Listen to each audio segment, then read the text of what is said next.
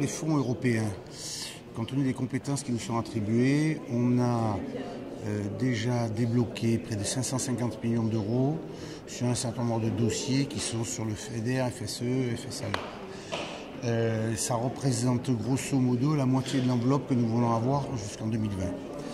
Globalement, nous avons la possibilité de récupérer 1 milliard d'euros et nous en sommes à 580. Parallèlement à ça, il y a tous les appels à projets de la Commission, où là, ce ne sont pas des fonds structurels, mais ce sont des fonds d'aide à l'investissement, d'engagement européen pour des projets. Et nous en sommes à peu près à 100 millions et on cherche aussi 1 milliard. Donc globalement, sur la durée de la mandature, on devrait ramener un budget supplémentaire, c'est près de 2 milliards d'euros. Il y a déjà une espèce de bible comme ça, hein.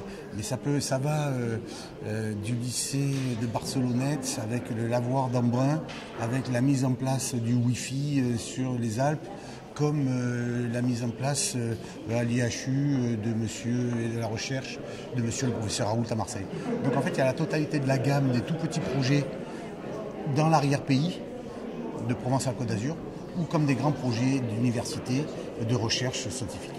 On vient de valider le SRE2I, donc le schéma de développement économique et d'innovation de la région, qui a été adopté pratiquement à l'unanimité, enfin en tout cas sans le Front National, qui nous fait les 12 opérations d'intérêt régional et qui cible les projets essentiels, dans lesquels vous avez bien entendu tout le volet nouvelles technologies, tout le volet recherche, tout le volet transport, tout le volet formation.